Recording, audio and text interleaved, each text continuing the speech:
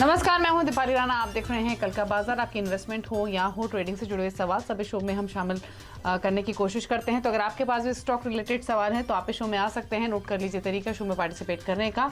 आप व्हाट्सएप के through, social media platforms के थ्रू कनेक्ट कर सकते हैं। हमारा व्हाट्सएप नंबर है 7045220000। इसके अलावा आप फेसबुक, ट्विटर पर CNBC आवाज के हैंडल पर जाकर ये शो लाइव देख भी सकते हैं और साथ ही अपने सवाल पोस्ट भी कर सकते हैं। शो के दौरान जो क्वेश्चन हमें मिलते हैं वो हम शो के बीच में पिक भी करते हैं सोशल मीडिया से।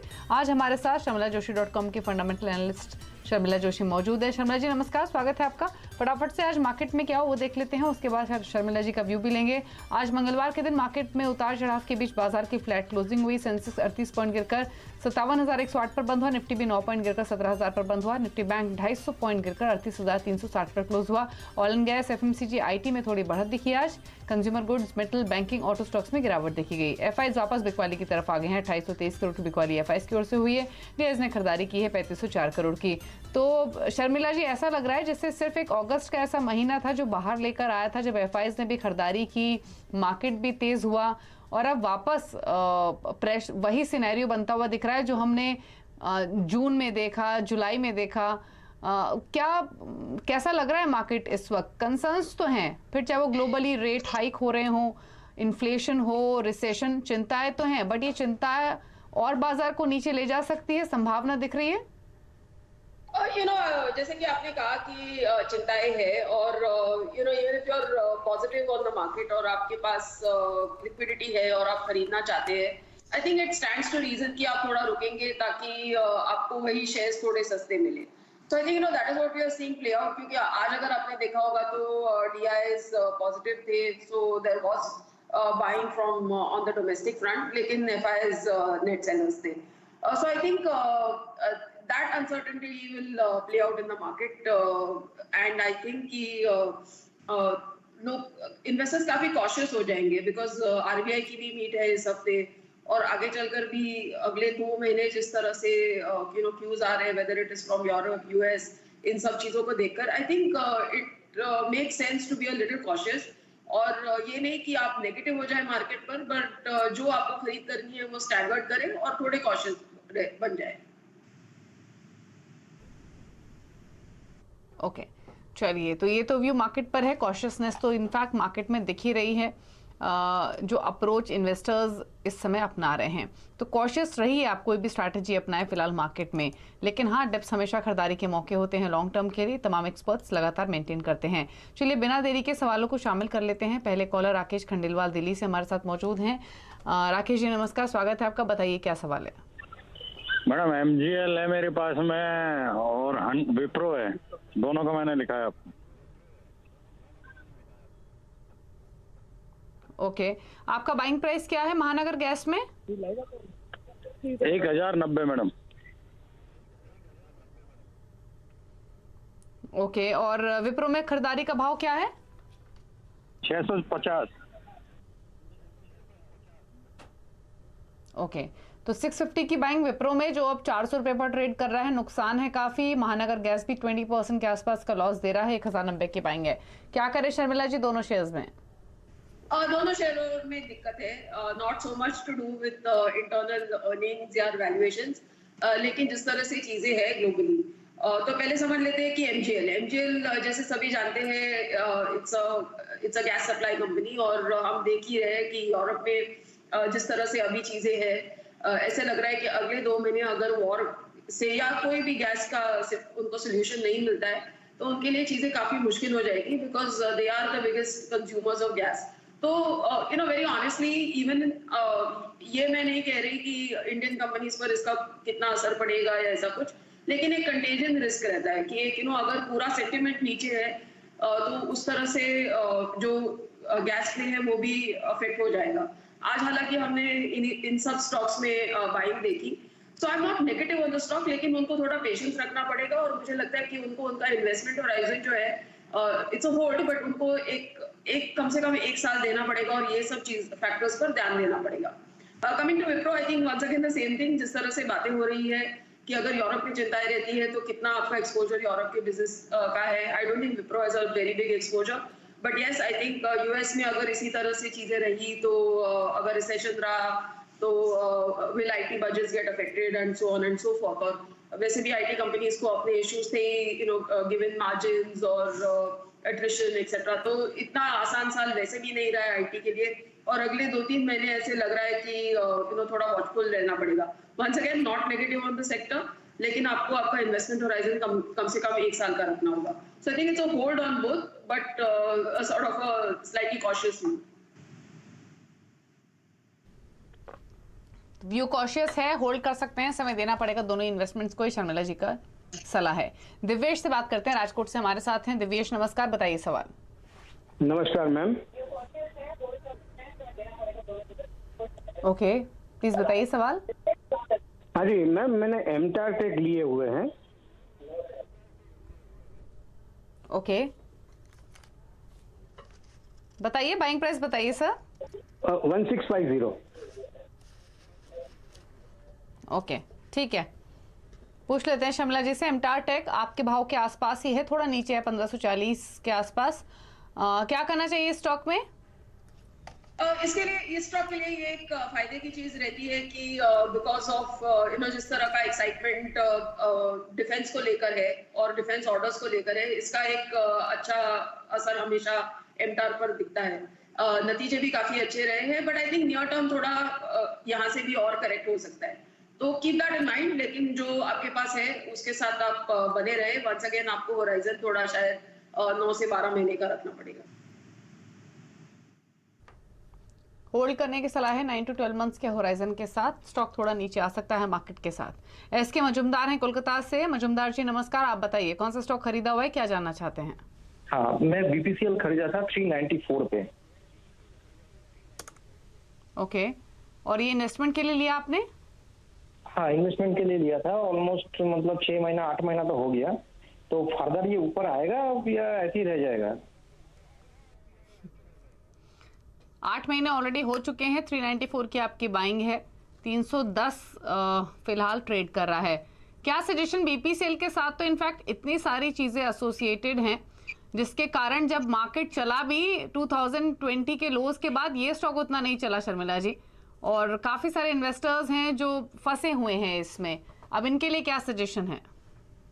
दिक्कत क्या आती है ना, when it is something like in the any sector, commodity space, जहां से इन्फ्लेशन पर असर पड़ता है, तो मेरी राय में ना इन सब सेक्टर से दूर रहना चाहिए, क्योंकि कभी ना कभी इसमें गवर्नमेंट इंटरवेंशन होता है। So, whether you look at sugar, whether you look at petrol, diesel, all these things.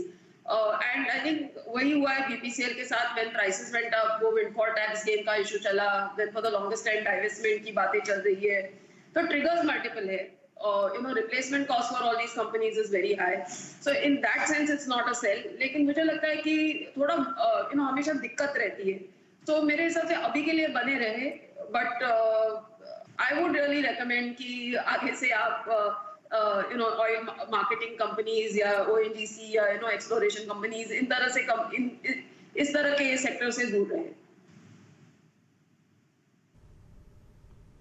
Okay, चलिए, तो ये सजेशन बीपीसीएल पर। अगले कॉलर से बात कर लेते हैं। मिथुन कुमार नंदी हमारे साथ मौजूद हैं पश्चिम बंगाल से। मिथुन जी गुड इवनिंग, बताइए अपना सवाल। मैं मिथुन कुमार नंदी, रामपुरहाट, वेस्ट बंगाल। मैडम, मेरा टाटा स्टील है 1010। कौन सा स्टॉक है आपके पास? Tata steel 1010 unit 106.66 price, 2 year madam hold कर सकते हैं। ओके, तो 107 के आसपास की खरीदारी 2 साल रख सकते हैं टाटा स्टील। बताइए शर्मिला जी। तो बिल्कुल बने रहना चाहिए। अगर आप वैल्यूएशंस देखें तो पहले हम कमोडिटीज की बात कर रहे थे, we were talking of sugar और any commodity if you see, तो वो एक पी बैंड में हमेशा ट्रेड करता है, and metals at this point in time lower P band पर ट्रेड कर रहे हैं। इसका मतलब ये नहीं है कि तुरंत बहुत जल्दी ऊपर जाएंगे, बट ऐसा लग रहा है कि नाउ यहाँ से प्राइसेस बहुत ज्यादा करेक्ट नहीं होगी। प्लीज कीप इन माइंड लेकिन कि टाटा स्टील के लिए भी जिस तरह से ग्लोबली चीजें हैं, उससे दिक्कत हो सकती है, क्योंकि उनके भी काफी इंटरनेशनल ऑपरेशंस है और उन पर असर पड़ सकता है, ओवरऑल मेटल प्राइसेस पर असर पड़ सकता है। But having said all that, अगर आपके पास 2 साल का समय है तो बिल्कुल बने रहे। ओके, 2 इयर्स के व्यू के साथ होल्ड करने की सलाह है। टाटा स्टील फिलहाल 97 पर कर रहा है ट्रेड। नेक्स्ट क्वेश्चन लेंगे और रंगेश्वर चतुर्वेदी वडोदरा से हमारे साथ मौजूद हैं। चतुर्वेदी जी गुड इवनिंग, कौन सा स्टॉक है आपके पास, बताइए। जी हेलो, बताइए क्या सवाल है आपका। हाँ सर, मैडम मेरे पास डीबी रियलिटी 800 शेयर है, 132 के प्राइस से लिए हैं मैंने। Okay. और दूसरे 500 इंडिया बुल्स हाउसिंग के शेयर है, वो 138 के प्राइस से लिए हुए हैं। तो अभी क्या करना चाहिए मैडम? ओके तो 138 की बाइंग है आईबी हाउसिंग में, डीबी रियल्टी आपके पास 132 की बाइंग से लिया हुआ है। दोनों में ही नुकसान हो रहा है, आईबी हाउसिंग 25-26 रुपए का, डीबी रियल्टी में भी आपको 18 रुपए का नुकसान। क्या करना चाहिए Sharmila ji, DB realty, India bulls housing finance?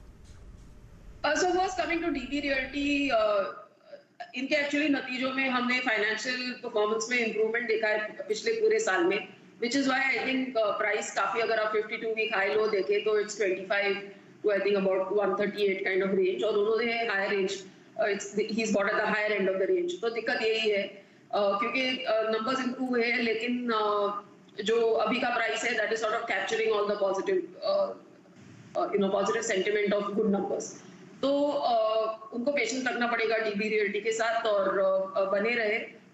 लेकिन मेरे हिसाब से गिवन द एनवायरनमेंट, और अभी we are talking of further hike in interest rates, so home loans will get more expensive, तो नीजर थोड़ा रिएक्शन ये सब स्पेस पर आ सकता है, but because numbers are improving मेरे हिसाब से बने रहे।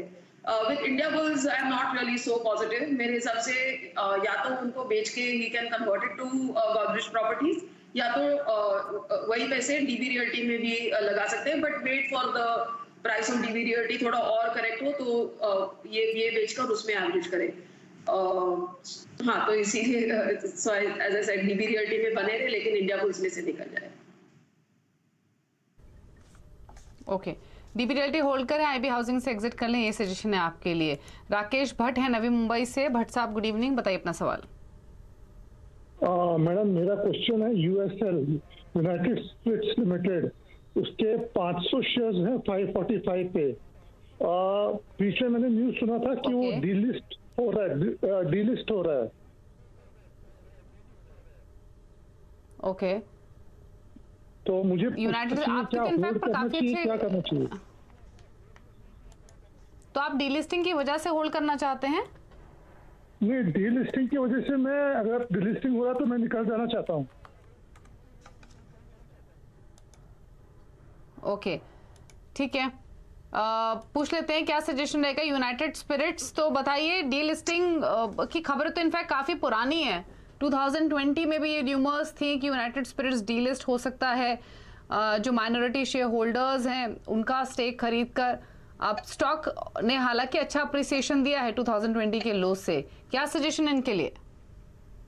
मुझे स्टॉक एक्चुअली अच्छा लगता है। I don't know about the delisting news, और वो कब होगा और कैसे होगा, I have no idea about that. लेकिन अगर आप नंबर्स देखें और बिजनेस देखें, it has been, this company has been acquired by Diageo, और वो एक दुनिया की सबसे बड़ी कंपनी है इस बिजनेस में। तो इन सब चीजों को देखकर मुझे लगता है कि और जिस तरह का बिजनेस पॉसिबिलिटी है इन द इंडियन कॉन्टेक्स्ट, तो उनको बने रहना चाहिए।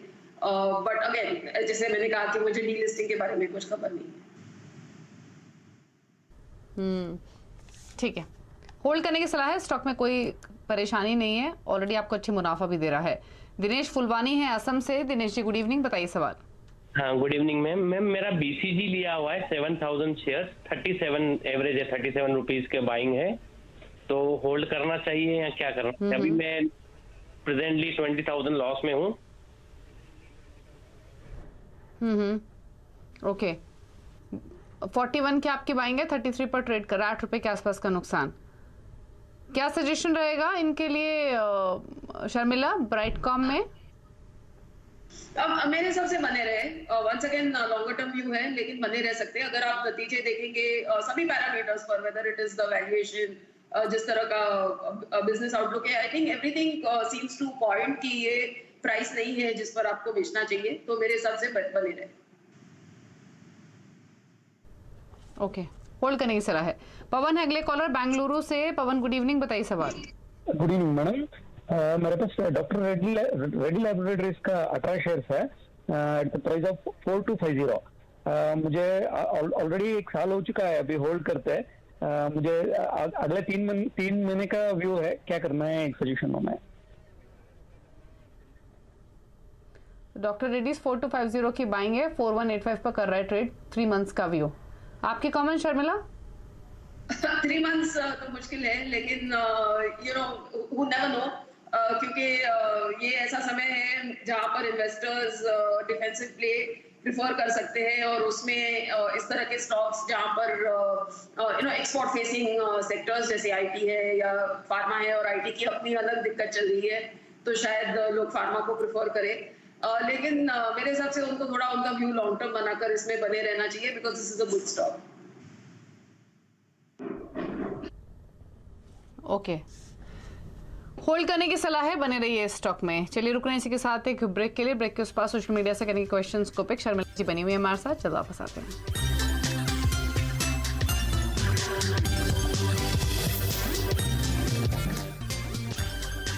आप देख रहे हैं कल का बाजार। अब सोशल मीडिया से कर लेते हैं सवालों को पिक। शर्मिला जी मौजूद है हमारे साथ। देवेंद्र शर्मा भेज रहे हैं एक सवाल, सुजलॉन पर 10,000 क्वांटिटी है, 12 रुपए पर इनकी खरीदारी की हुई है, 6 महीने का व्यू है, बताइए शर्मिला जी। मेरे हिसाब से उनको निकल जाना चाहिए। This is not a stock that I like, और मेरे हिसाब से it might be better off to और कोई power company, for instance I like Tata Power, उसमें आप इन्वेस्ट करें। प्रदीप एक सवाल भेज रहे हैं, CDSL 200 शेयर्स खरीदे हुए 1281 के भाव पर लॉन्ग टर्म का व्यू है और ऐड भी करना चाहते हैं, तो CDSL 1281 की बाइंग के हिसाब से सजेशन। मेरे हिसाब से उनको बने रहना चाहिए, बिकॉज यू नो सभी जानते हैं कि जिस तरह से डीमैट अकाउंट्स इंक्रीज हुए हैं पूरे यू नो 2 सालों में, और अगर आप परसेंटेज देखें in terms of the population और कितना परसेंटेज है लोगों का जो इक्विटी मार्केट्स में पार्टिसिपेट करता है, तो वो यू नो वो दर्शाता है कि अभी भी यहाँ से आगे बहुत ग्रोथ बाकी है।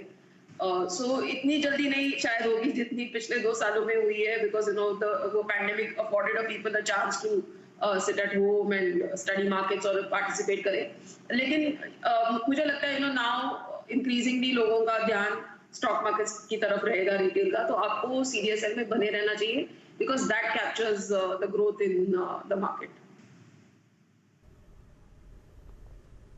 ओके, एक सवाल आया है गरिमा पांडे का, और सवाल इनका मिर्जा इंटरनेशनल जोमेटो पर है। मिर्जा इंटरनेशनल में 360 की बाइंग है, जोमेटो में 71 की बाइंग, व्यू है 1 मंथ का।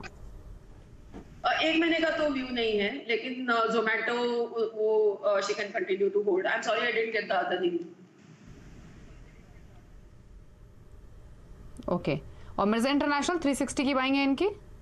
मिर्जा इंटरनेशनल उसमें भी बने रह सकते हैं। ओके, चलिए तो होल्ड करने की सलाह है आपके लिए दोनों ही शेयर्स पर। शुक्रिया शर्मिला जी, आप शो में आई, आपने सभी क्वेरीज को आंसर किया। कोई क्लोजिंग कमेंट आपकी ओर से? यस, आई थिंक डिस्क्लोजर देना चाहूंगी कि I have it's safe to assume कि जो स्टॉक्स मैंने रेकमेंड किए हैं आई आइदर होल्ड देम और I have recommended. Thank you for being on the show और सभी क्वेरीज को आंसर करने के लिए। इसी के साथ कल का बाजार में इतना ही, लेकिन खबरें लगातार जारी है CNBC आवाज पर। ब्रेक के उस पार भी। नमस्कार।